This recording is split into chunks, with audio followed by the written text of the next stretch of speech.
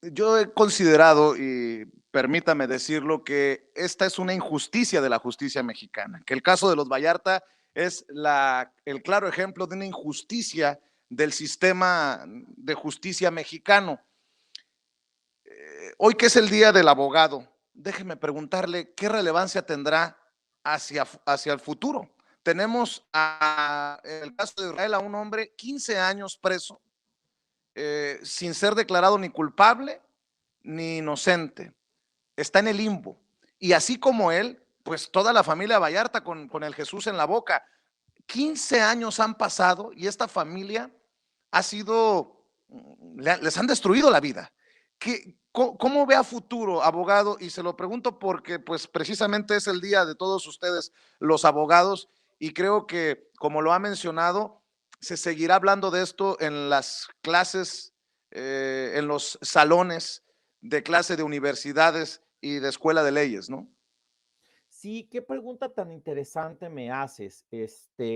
Justo te cuento un poco cómo llegué yo al caso Vallarta. Como todas las personas, lo conocí a través de los medios de comunicación y siempre me generó cierta incomodidad que se hablara más del caso de la francesa y se dejara de lado a las personas, a los hombres mexicanos que estaban siendo eh, pues víctimas de esta injusticia, ¿no? Era el caso de la francesa y era el caso que tenía relevancia mediática por este affair internacional entre Nicolás Sarkozy y Felipe Calderón. Posteriormente aparece esta obra maravillosa de Jorge Volpi, la llamada novela criminal, y en esta novela criminal el primer extracto que se publica es la historia de Alejandro y Juan Carlos, y yo quedé profundamente conmovido porque eran hombres de mi edad, que vivían en la ciudad en la que yo nací y crecí, y que un momento y una decisión orquestada desde las altas esferas de poder les destroza la vida y los hace vivir sufrimientos inimaginables e indescriptibles. En ese momento, el libro me conmueve a tal nivel, lo difundo, lo trato de que todo el mundo lo lea, pero en algún momento algunos colegas me preguntan, oye, ¿se puede hacer algo?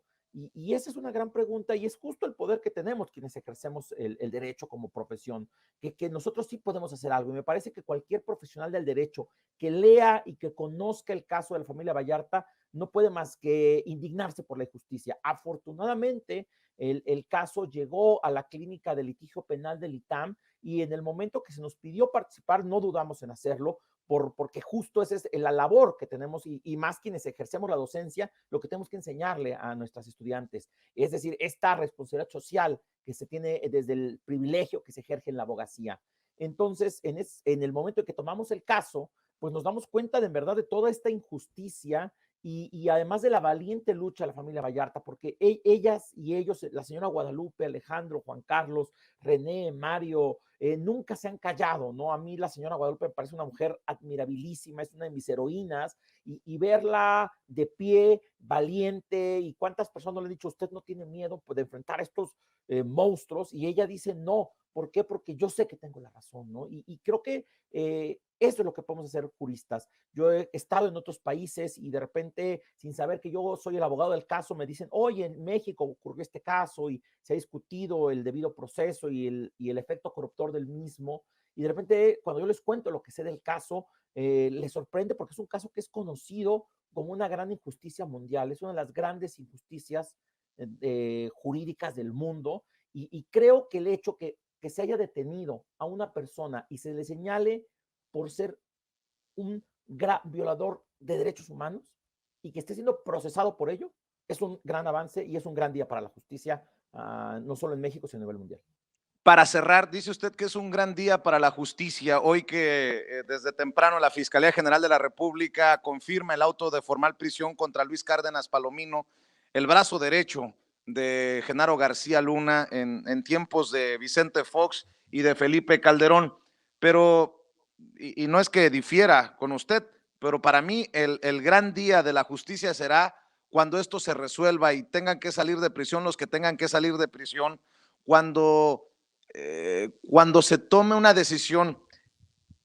Yo entiendo de tiempos y de procesos, pero déjeme preguntarle, ¿estamos muy cerca, medianamente cerca, para que esto se resuelva con Luis Cárdenas Palomino como torturador o presunto torturador en la cárcel? licenciado, y se lo pregunto porque hasta el presidente ha mostrado voluntad política. ¿Cómo puede ser posible que en un país en el que el presidente, la secretaria de Gobernación tienen voluntad para que se resuelva este caso, un sistema judicial que se rehúsa a una reforma de raíz, un sistema judicial que ha sido criticado por hasta el propio ministro presidente Arturo Saldívar, quien ha dicho que, pues que sí hay corrupción en los tribunales y que no hay peor, que no hay nada más vergonzoso que vender la justicia, con un llamado para los jueces y juezas, pues nos mantenga en esta situación.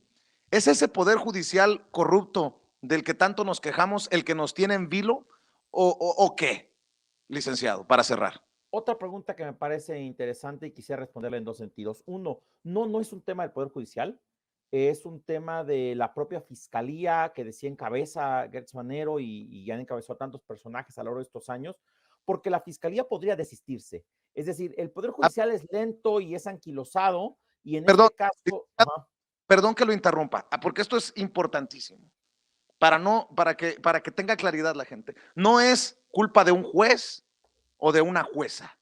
Estamos hablando de la Fiscalía General de la República. La Fiscalía General de la República no ha retirado el caso contra los Vallarta. Es lo que me está no, diciendo.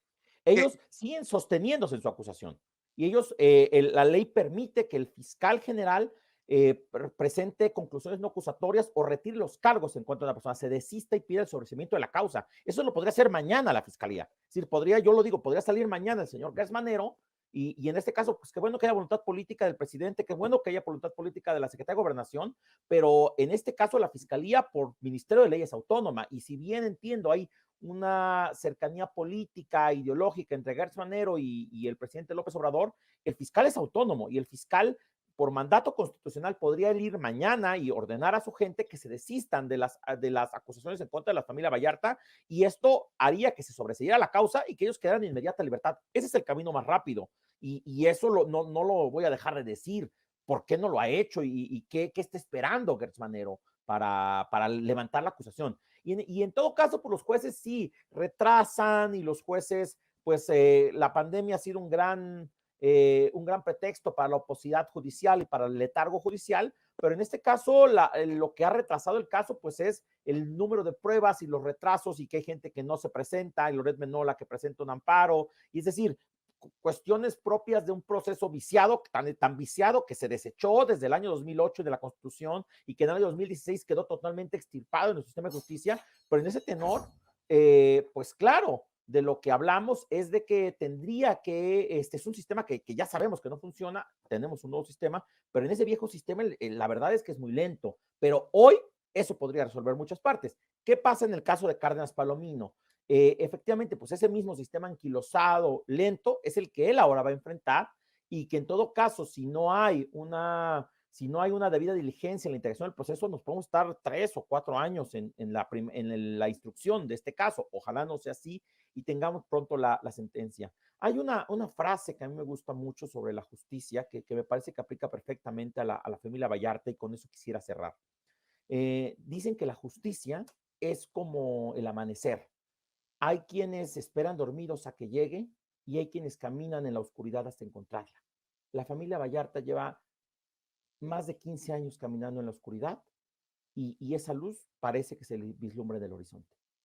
Que así sea, abogado. Es el licenciado Héctor Pérez, coordinador de la Clínica Penal del ITAM y asesor jurídico de Sergio Cortés Vallarta, Alejandro Cortés Vallarta, Juan Carlos Cortés Vallarta y de Guadalupe Vallarta, a quienes les enviamos toda nuestra solidaridad, obviamente incluido Israel, que no es asesorado por el licenciado, pero estamos al pendiente. Yo le quiero agradecer por la confianza, licenciado, y le mando un abrazo en su día.